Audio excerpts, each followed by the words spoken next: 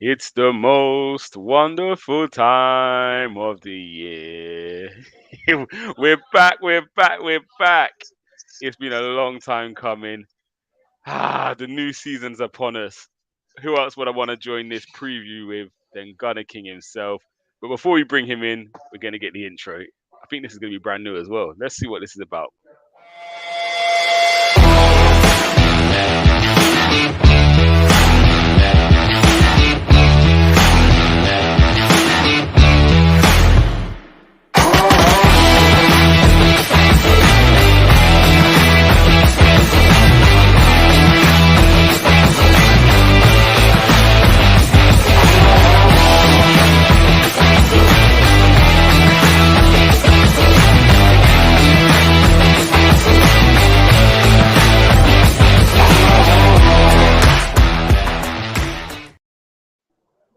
Yes, people. We're back. It's the Armoury TV.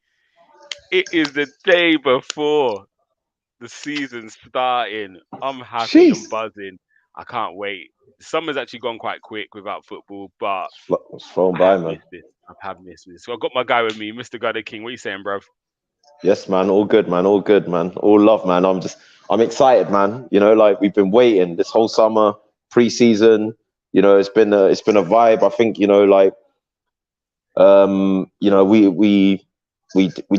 we missed out on top four, and I think that like deflated the fan base a bit. But as soon as we saw the signings coming quick and fast, I think that's lifted the spirits of the fan base, and I'm really happy that the football club actually saw the importance of that. I feel if they had left it to the end of the window a bit, like how certain other teams are mentioning no names, certain Chelsea's and Man United's out here, like we'd be out here frying, like we'd be out of here going out of our minds. But I think that renewed optimism, getting them in before pre-season, Arteta laid that marker down, put the line down in the sand, and he said straight away, yeah, I want as many of my new signings in as possible ready for the start of pre-season. We had like 3 or 4 signings for Yeah. the day of pre-season starting. I love this. I love this, like just the renewed optimism and confidence that and the preseason performances have given us going into next season. Listen, I was watching the Don Robbie, yeah, on which one is it? The one where you got the players like Gary Neville and Carragher. What one is that? Uh, when they do like the panel show where they sit up Yeah, there and I yeah, can't remember what it's yeah, called, but I know what you mean. Where Ty yeah. embarrassed himself that time. Yeah. Yeah, man. I was watching that. Robbie was on there, and he said it was the first time he can remember in almost 10 years that Arsenal actually looked ready for a season. Well, first game of the season, definitely. I It's agree with madness. that. And you look back a year, like obviously the documentary's come out, which is perfect timing. Do you know what I mean? It's come out what a day before the season starts. And again, I've only watched the first episode. Not gonna lie, I watched 2 and 3 tonight, but I watched the Hmm. first episode. It did make you realize how, again, some of it wasn't our fault, and is in Lacazette and Aubameyang, but the rest of it is down on the board and Edu not getting the players in early enough. Like this time, it looks like we had a plan from the start, and that's For what I real. like. And I think the only thing, yes, Martinez was part of the plan probably, and so was Rafinha. Didn't really work out, but it hasn't stopped us going and executing. I think the telling signs were Sinchenko. I think once Tierney got injured, it would then became a matter of priority because you look how quick that got done. Everything else normally takes us a few weeks. Do you know what I mean? From when Hmm. we're heavily linked, maybe a bid goes in.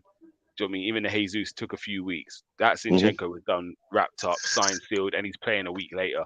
And that Yeah. showed you, right, Tierney's not going to be ready for the start of the season. We're not going in with Tavares. Because again, the easy thing could be keep Tavares, let him play a game or two. Once Tierney's back, then he can get shipped out on loan. Because the Mm. transfer window doesn't shut, but it was go time. Sinchenko's in as quick as possible. And we look like a team who knows what they're doing at the moment. Um, Hmm. and I'm here for it. Like I think last year was a shambles, in all honesty. Whereas this year, I like the way we look. Again, was it Arsenal being that good, or was it Sevilla being that bad? Was it Chelsea being that bad? Only time will tell. But I think more credit has to go to Arsenal. I'm guilty of saying, oh, was it the opposition was bad? Then I sat there and thought, I well, think. actually, I think. City. Listen, But I it's a think bit. if City had slapped up Chelsea 4-0 and Sevilla 6-0, we would have said how good is City. We wouldn't have Yeah. put it on Chelsea and Sevilla being bad. So I I'd think have it's to 6-1 and dozen of the other. We got to yeah, like stay grounded, you know. It's 6-1 and dozen of the other, you know. Like, but I think for me, it's not about whether or not, you know. Like, obviously, I want us to do well next season. For me, it's the season on season thing, because a lot of people were saying, "Oh, Arsenal spent big last season, so don't expect the same this window." We're 25 million off of exactly the same of last window, and we got yeah, rid of more Deadwood, and that for me, as I said, yeah, I'm not expecting miracles. You know, like I feel like I'm trying to be more patient and grounded. I'm trying to buy into what the club are doing. All I want to see is the club try. Yeah, the club tried. The club got me back in the stadium for the first time in 3 or 4 years last season.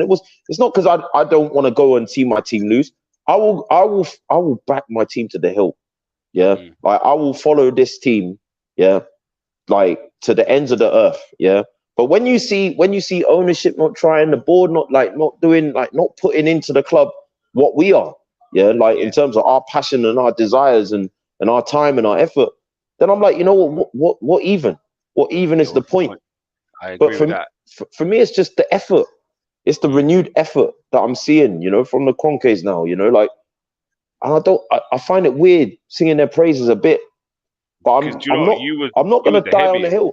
I was the You was biggest Kroenke out on this you was the goddamn channel, biggest. bro. Yeah, by far, you was the biggest cronky out. And I understand. I get it. Do you know what I mean? Because we can all do it. Sometimes we accept and we're just happy just for something. Whereas some of again, you're probably more like it than me. You're not happy with just top four long term. Your plan is Premiership title. Do you know what I mean? So yes, we take top four this year, but actually, I need to see more steps for the year after and the year after, and it's got to be that progression every year. I will give you 3 years to get there, but we've got to be aiming to get there. Whereas some of us will probably be like, well, once we get there, we can sit there and be happy, like because it stops the banter of you're not in top four. Do you know what I mean? Whereas yeah, you didn't accept that, and for me here to hear you not again, you're not giving the Cronkies praise, but actually identifying what they have done the last two windows and saying, actually, I've got to applaud you for what you're doing at the moment. That goes a long way. Yeah, man. And yeah, they're getting it right at the moment. Is it perfect? No. Is it No, enough to get us the title? No, but it's a step in the right direction. That's all it's we want to yeah, see. it's not about perfection, man. Nothing in life is perfect, man. Do you Mm, know what I mean? Not nothing. You know, Liverpool and City aren't perfect. Do you know what I yeah, mean? Real Madrid, Barcelona, Dortmund, Juve, like AC Milan. There's no perfect team, bro. All I mm, want to see, as I said, yeah, is the people involved with the club to realize what the ambition should be for this club. And I feel like they left it late, but they're starting to show that they are trying to take the club back to mm, where it needs to be. Yeah? And they're putting the money where the mouth is. And for me, it's not even about the money. Yeah? It's like when you see the Kroenkes and Edu and these guys doing interviews, it's the transparency that comes with it. and Do you do know you what know, I and mean? that's These men are talking. Last window when Josh Kroenke did an interview, he said, mm, "Look, we realized that the window closed and there's still more work to do. You know, like, but we did what we felt we could do." And I'm yeah, like, you know what? I respect that. and Obviously, do you know, and that I obviously, wish they could go and put a billion in one window, but you know, I respect the fact that you've come yeah, out, you're manly enough. Before they weren't even talking to us. yeah, Do you know what I hundred mean? percent. We weren't hearing from no Concave. We weren't hearing from none of them. Yeah. And We I we think were just even having a documentary, because again, that's now all eyes on us. Do you know what I mean? It puts an added pressure. Yes, rival fans are gonna want to watch it to see how it ended up. And but again, even that, look where we started that year to where we ended. So you've got to take the positives. And again, as fans, it's nice to feel that connection with the club. I haven't felt that connection for a long time and I'm starting to I feel it haven't, man. again. It died, But man. yeah, we're And gonna rattle through I these hate saying that, comments man. quickly. Yeah, yeah, It, 100%. Let's it rattle through was the it comments hurt, quickly bro. and then we're gonna get back to it. So TikTok Lacazette's here. Hope you're well, bruv. Big up yourself. Silver Fox, he's as excited as me. It's go time. Brenny's in the building. Evening, yes, yes, yes. Brenny, DWTT's here. Big up DW, man. He's saying, My yeah, guy. Gumsa, the King, El Jefe, and chat room. Let's go. Yeah, people are buzzing. And Common You Gooners, 11 Raps, saying, yo, Christopher. I mean, I know My you by my first name as well. So, yeah, my guy from TikTok, innit? Big up the TikTok massive. yeah, big up the We're TikTok tuning in, massive. man. But yeah, so let's get to it. Obviously, first game of the season again. The Sky Sports, I believe, is on knew exactly what they're doing when they had to pick the first game. What better way to start a season than putting Arsenal back on the table? Um, and we're going to a ground where we struggled. Not just last year, we notoriously have a difficult time there, but last year for me, over the 2 games, Palace got the better of us in both games. We were lucky to get a draw at the Emirates and away at Selhurst Park. They kicked us about. So Sky knew exactly what they were doing. Chris, You've got on mute, yeah. Yeah, Sky knew what they were doing, giving us that fixture. So, how are you feeling about it? Nervous? Listen, I remember when we played them at home last season. I'm gonna keep bringing this up. I remember I got cooked on that show. I said maybe we should go with a back five. Everyone was like, "This is Palace at home, man." Do you know what I mean? Day comes, we go with a back five, and we were lucky to scrape a win. I was in the stadium that day. We drew that, didn't we? Went at 2-2. Yeah, we drew 2-2. Yeah, late. Yeah. Very, very lucky, man. I was in the stadium. People were leaving. I stayed until the end. We in the first half, they didn't have a single shot. We went up 2-0. Yeah, we went up 2-0. It looked calm. You know, we had like 14 shots, 2 goals. Are you thinking about a game? When Lacazette scored a late equaliser. Yeah. When we were at home, we went 2-0 up. They scored the 2. Yeah, no, wait, we went 1-0 up. Sorry, we went 1-0 up. 1-0 up. Right, My bad. Yeah. But then they got the 2 goals in the second half, man, and I was just like, oh, here we go again, man. And you know, Lacazette, you know, luckily, you know, he come through with the goods in the death of the game. Obviously, the 3-0 result cost us top 4. One of them, yeah, one of the games. It's just annoying, but our record against Palace is terrible. This is what we need to accept. I think we've only won 1 or 2 out of the last 6. I wouldn't even be surprised. We hate Selhurst Park. We really don't like that ground. I think man. there and Brighton as the 2 stadiums really cause us. Obviously, City and Liverpool. Listen, I'm you know, like, I love Canners. Don't get me wrong, yeah, but I'm glad he's not here, bro, because we need, like I'm telling you, we need to start respecting teams, bro. Yeah, I know we're Arsenal and all this. There's no easy games in the Premier League no more. Not one, man. And you know, you look at what Vieira's doing there.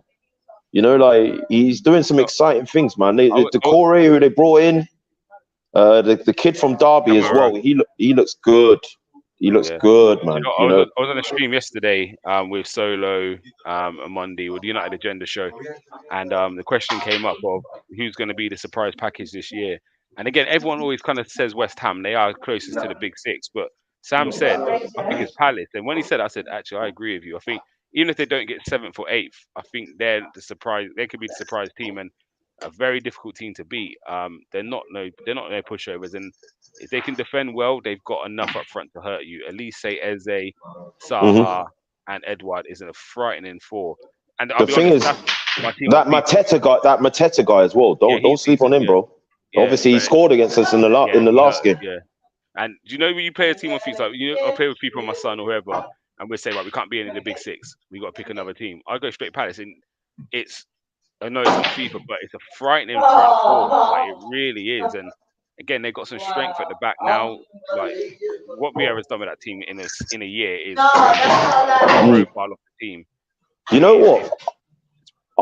Arsenal throughout that for a long time, yeah, like the kryptonite for Arsenal has always been teams that have that physical edge, you know, that athleticism and that bite, that aggression, you know, like I feel that's what Palace beat us on in the last game, and I feel that's how they came back and nearly won that. They were literally a last kick of the game away from winning that game at the Emirates as well, and listen, their fans are always up for it. You know, their fans made a serious amount of noise in the Emirates. For me, they were the best away fans in the Emirates Stadium last season of the 11 or 12 games I went to. Really? Do you know what I mean? Yeah, mate. They don't fuck around. They're like, pardon my French, like, but yeah, they're away fans, man. They're awesome. You know, like. It's gonna be a real test. If you don't know, sorry, Gunners in the pub, so if you're hearing some funny noises, just excuse that. But yeah, in terms of starting 11. What are you expecting to see? Pretty much the same starting 11 that started against Sevilla. I'm expecting that. I think that's why Arteta went with that team, to kind of breed in that familiarity of this is the team that's going to start. I think Ramsdale will start in goal. Yeah, Ramsdale will start in goal for sure. I think right back, you're going to be looking at the likes of Ben White. I think Tomiyasu won't be rushed back from fitness. Saliba will start as centre back. I think then you've got Gabriel's the other centre back. Zinchenko over Tierney again. I don't want to see either Tomiyasu or Tierney's fitness jeopardised. So yeah, put Zinchenko in there. He's shown that he's ready. I think Partey and Xhaka will be in midfield. Saka, Odegaard, Martinelli, Jesus up top. Yeah. Can't see it being any different. Yeah, that 11 picks itself at the moment. Again, the only changes when everyone's fit really is Tomiyasu and Tierney. They're the only two I think that can come in and command. I have a say in that starting 11. And I think that's the thing we need to improve on. Again, when we're looking at the depth, it's actually they're the only two who could actually turn around and say, "Nah, I should be starting." Everyone else has got to fight and wait for the opportunity. But I'm in agreement with you. I think that's the 11. It makes sense. We went with that 11 against Chelsea. We then played it again against Sevilla. Again, as I was saying to, I think Niger, because he was saying he wants to see certain players in that game. I was saying, listen, this is now start of the season. That's the 11 that's going to play. We might see some players for 15, 20, but it's not the time of preseason for 45 minutes per player. You need to get these boys up to speed. They need to be able to get through 90 minutes. So them lot will play 75, 80, and then you will start seeing a few kind of fringe players coming on. That's what we saw at the Emirates Cup last week. I think Nelson got on the pitch in the 92nd minute, something like that, and I think the first sub was like 75 to 80. So that 11's kind of being primed and ready to go. I'm not expecting to see anything different, and I feel that 11 is good enough to beat Crystal Palace. I'm excited to see it in action. And yeah, it's just we've got to start well. We've got to start strong. Again, the last thing you want to do off the back of that good preseason is go to this game and lose because you're going to hear all of it again, aren't you? Of it was only preseason, Arsenal can't win these games, blah blah blah blah. And yeah, we just need to stamp our authority down. Let's just get to Koi Gunners. He's saying, I think Tom Mention should start against Leicester, but Ben White suits. Sorry, Ben White, I read it wrong. Suits the system at right back as he tucks into a back three centre back role with Sydney going forward. Yeah, so what you notice from Arteta is he does like fluidity. He likes to be able to transition. If we're attacking, this is how we look. If the ball's at this position, it moves into this system. The ball's in that position, it moves into here. You was there last week, so you probably would have spotted it as well. Shinchenko at times was playing like a centre midfielder. At certain times, Zinchenko was in midfield more than he was at left back. Like he was. Xhaka was sometimes deeper than him in the left back position. Yeah. And it looks like it just happens, but to me, it's well drilled. It's if the ball's here with the right back, Zinchenko knows where he's got to be next. The ball is with Xhaka, he knows where he's got to be. Fluid player positioning, man. You know, like this is all from the lineage of Pep. You know, Cruyff, all these, man. You know, like the total football. That's the lineage he's come from. And honestly, Zinchenko, he spent more time in our midfield than anywhere. Yeah, and do you know, again, you watched it and I watched it, so I'm not saying we have stronger opinions or we should be respected more when we say things because we watched the game live. But people were talking about Saliba in preseason, and I was like, yeah, he's done well, but he hasn't really been challenged. I watched him in the stadium. I was like, nah, actually, it's not that he's not been challenged. He's just that comfortable. Like he's different. And Sinchenko and Tierney, I had this conversation again the other day. People saying that Tierney needs to start, and I'm saying I don't think you lot realize what Sinchenko can do, and the amount of interceptions he made and the way he read the game, I was like, yo, like he's defensively he's better than people give him credit for. Like you know what else? He doesn't have to defend. He intercepts, so he doesn't have to one-on-one defend. He exactly before it gets there. So you know what else? You know what else I noticed about Zinchenko? Go on. My man made about 3 or 4 crossfield passes with his weak peg, bro. Yeah. His left foot, bro. And the real thing is, did I see that? I swear he's right-footed. I swear he's right-footed, inverted left back, or central midfielder. Bro, he can play. My guy was spraying balls with his left peg. He did it a couple times. Yeah. First time I thought, you know what? He just felt brave. 3 or 4 more times, I'm like, stop it now, man. Yeah, stop it now. Like, you know what I mean? Like, if you speak to Jordan, he's been singing Zinchenko's praises for the last 2-3 years and says he's one of the most underrated players in the Premier. And again, Jordan's a footballer and he's total football. Again, he loves watching City, even though he's an Arsenal fan, but he loves watching City because of the way they play football. And he's been saying it for a while. This guy doesn't get the credit he deserves, and he doesn't understand it. And again, watching him in the stands properly, I was like, bro, Tierney's got a fight. He's got a real bro. battle in his hand. There's a big YouTuber, yeah, that was interviewing Carl Walker in it, Mm, and he was interviewing Carl Walker, and Carl Walker got asked, yeah, who are the most technical players mm, in Man City's team and squad, yeah, and he was expecting like De Bruyne's, Bernardo Silva's, and like literally the very first, and this was way before Arsenal signed Zinchenko, by the way. yeah, So and obviously he's an ex Tottenham player. yeah, So yeah, even if it was after, why is he going to prop up that man that's going yeah, to yeah, Arsenal? yeah, Do you know what I'm saying? Yeah. But it literally, like, the first name that came off his lips was Zinchenko. And the guy looked at him and he was like, really? He was like, no, seriously. He was like, yeah, Zinchenko, what he does in training, like, he was talking like they play like header tennis and all that. And he was yeah, saying like his first touch and his control. He was saying technically he's easily in that elite group, yeah, of players in City squad. I was yeah. like, oh, even I was shocked. I was like, rah. But when I went to that game last week and I saw it You see it. You see it. on the ball, this guy is just comfortable. Yeah, he's And good. He's very I good. think, I think, yeah, with him and Saliba, right? Because I've been saying as well, Saliba's good, but does he just come in and put Ben White on the bench like that? You got to put a little respect on Ben White's Yeah, name, yeah, yeah. yeah. I was But there with when that. but when I watched Saliba last week, when I watched this brother, right, and I said the same, yeah. You know how because I was on One Touch TV last night, yeah, Mm, and I love Nigel, man, yeah, I love him, yeah. But yeah, whenever you mention comparison, he immediately thinks you're comparing quality. You're saying, yeah, oh, this player is as good as this player, yeah. What I'm saying is Van Dijk and him, yeah, the way that Van Dijk plays yeah, and the way Saliba plays, yeah, I'm not sure if Saliba's deliberately, intentionally trying to emulate the way Van Dijk plays, yeah. But listen, you was more of a defensive player than I was, yeah. So you'll mm, know this, yeah. Sometimes it's not just for me. Maldini banged it when he said, yeah, if I had to make a tackle, I know I've made a mistake, yeah, yeah. And now the thing is, yeah, Van Dijk, he's not looking to make a tackle, yeah, and he's never no, facing you like this. He's never head on. He's no, never no, head on always facing you like this. My man's got his shoulder like that, yeah.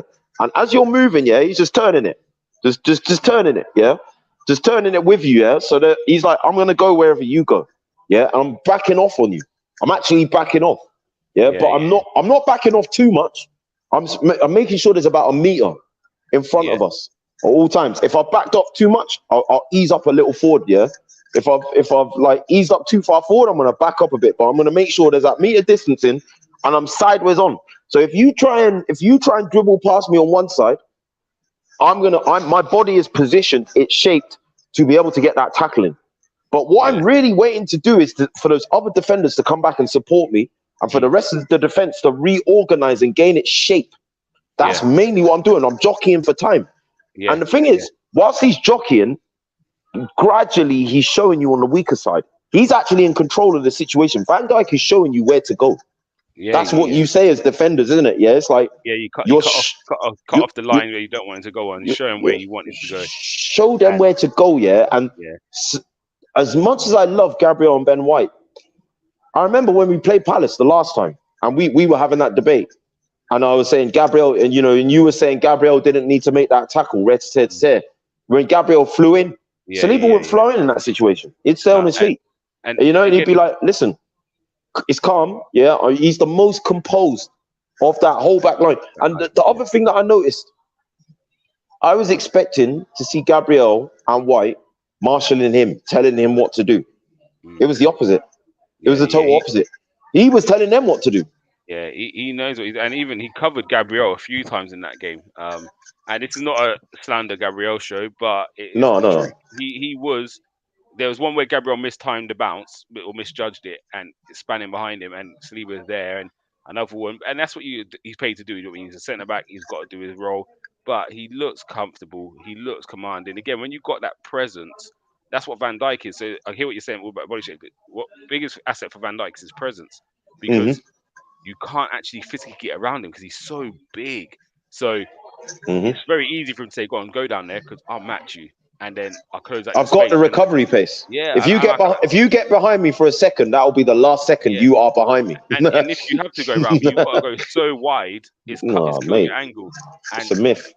that general physical presence is a problem to deal with. And yeah, for me, Saliba looks quality. And like you were saying earlier about Van Dijk, slow the game down. This is me. I say it a lot straight. If you listen to the breakdown, Yeah, you'd have and me I'm and not. Jordan keep saying it. All you're doing, I- just I'm delay. not.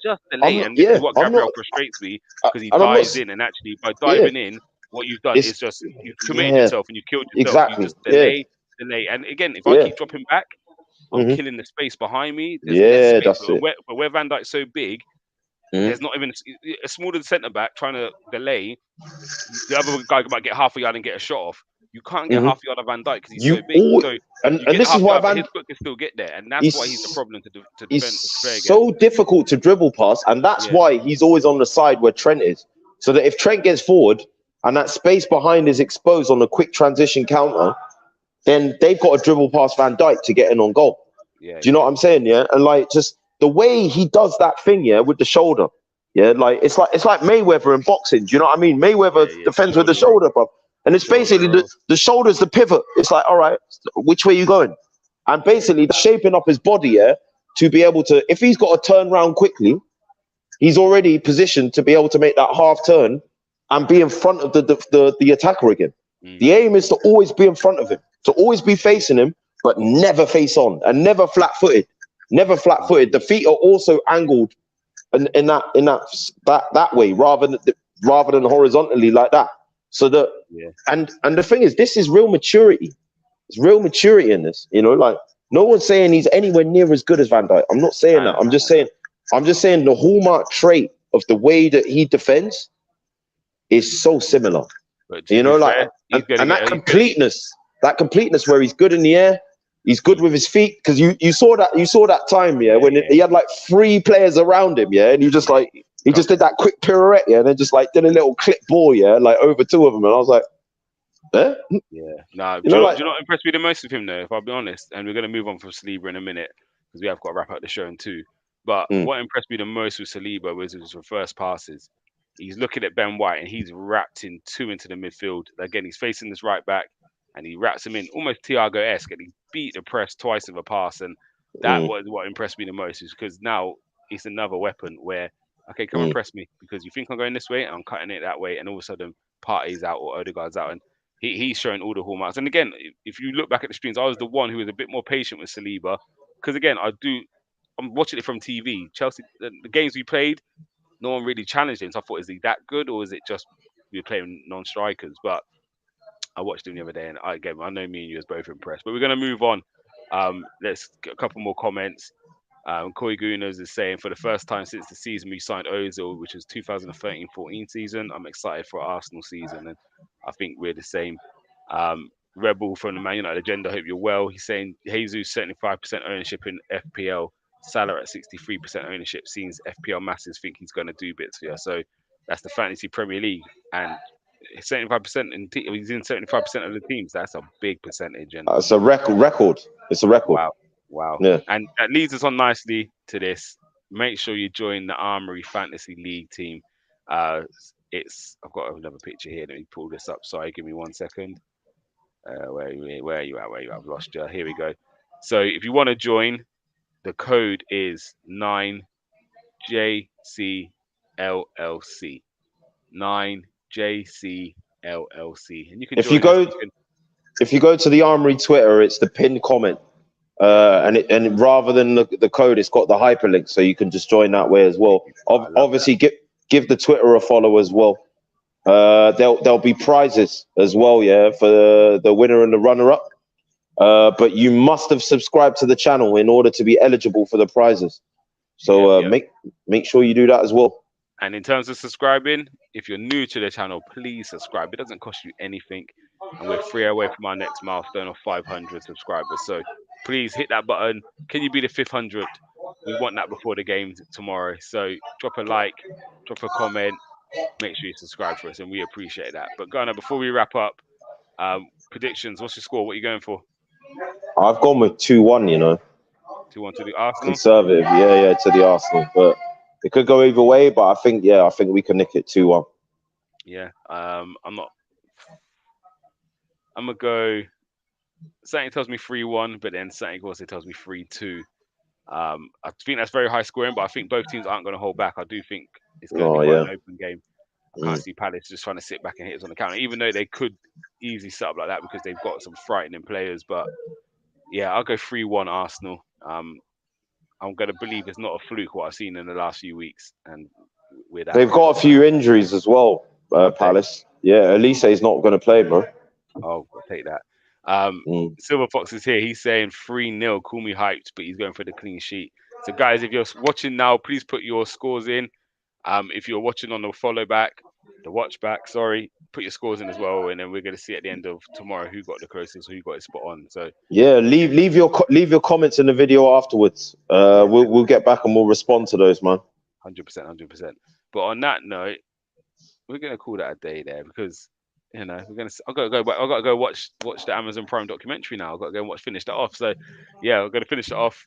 Hopefully, Arsenal deliver tomorrow, and you'll see more of us for the review show. Hold on, what's going on? Okay, shameless plug. United Agenda are doing a football Premier League show every Tuesday at 8:30. That would be sick. So yeah, guys. MUX. Sorry, I can't even talk. Rebel, put the link for that in the comments as well, so people can link into your one. Again, it's a community, so you don't just have to join the Arsenal one. Join the Spurs guys have got one. Join that. The United guys have obviously got one. Join that. And again, you'll be part of the show on Tuesdays at 8:30. So yeah, love it, love it, love it. Rebels even going 2-1 to Arsenal. Patrick Vieira, clever as a gaffer. Yeah, he's done his business, man.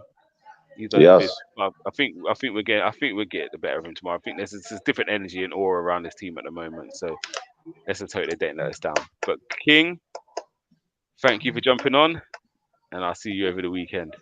Arsenal, please deliver. Please.